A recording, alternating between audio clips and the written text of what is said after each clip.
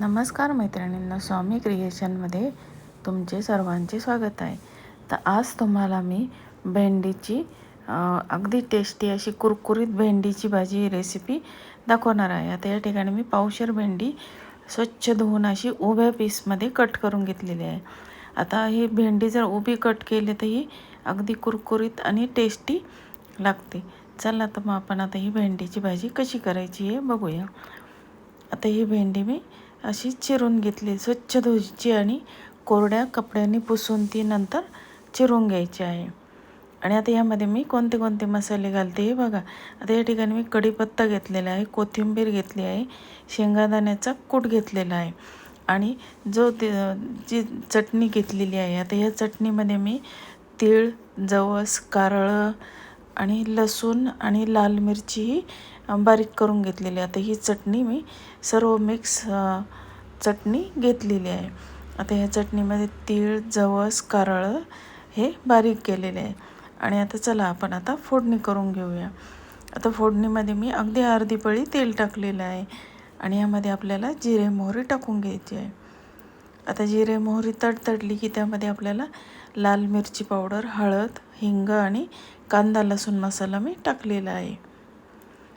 आणि आता ही सर्व भेंडी आपण पॅनमध्ये, आणि भेंडीची भाजी करताना नेहमी पसरट भांड्याचाच वापर करायचा आहे, कारण पसरट भांड्याचा वापर केला की भेंडी ही पटकन कुरकुरीत होते. सर्व भेंडी ही एकसारखी कुरकुरीत होते पटकन, कारण ती भेंडी ही सर्वत्र व्यवस्थित पसरली जाते आणि भाजी पण आपली लवकर होते. त्यामुळे भाजीसाठी ही पॅन हे पसरटच वापरायचं आहे. आणि आता यामध्ये मी कढीपत्ता टाकून घेते आहे, कारण कढीपत्ता फोडणीत टाकला की सर्व तेल हे शेगडीवर उडते. त्यामुळे मी कढीपत्ता हा नंतरच टाकत असते. तर बघा, अशा पद्धतीने आपण आता हे सर्व व्यवस्थित आता हलवून घेऊया. आणि आता आपण तर हे सर्व आपण त्यामध्ये फोडणीमध्ये मसाले टाकले आहे, कढीपत्ता टाकला आहे आणि आता मीठ टाकून घेऊया. आपण मीठ टाकून आपण पुन्हा एकदा व्यवस्थित ते मीठ त्या भाजीमध्ये मिक्स करून घेणार आहोत.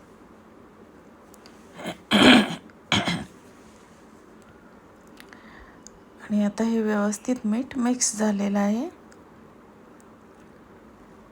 आणि आता आपण ती 5-10 मिनटं झाकण ठेवून शिजवून घेऊया.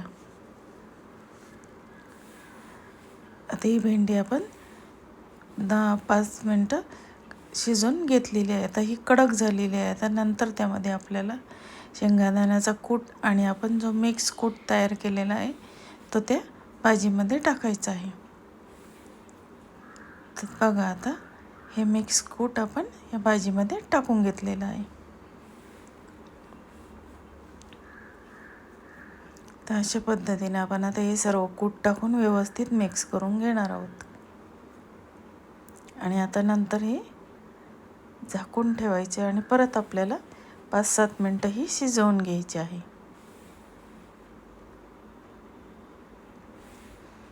आणि आता कोथिंबीर त्यामध्ये आपण टाकून घेतलेली आहे. पुन्हा एकदा ती व्यवस्थित हलवून घेऊया आणि 10 मिनटं आपण पुन्हा शिजवून घेणार आहोत. तर बघा, आता ही भेंडीची भाजी आता आपण झाकण ठेवू आणि 10 मिनटं परत शिजवूया. कूट हे नेहमी नंतर टाकायचे, नाही तर जळून जातात.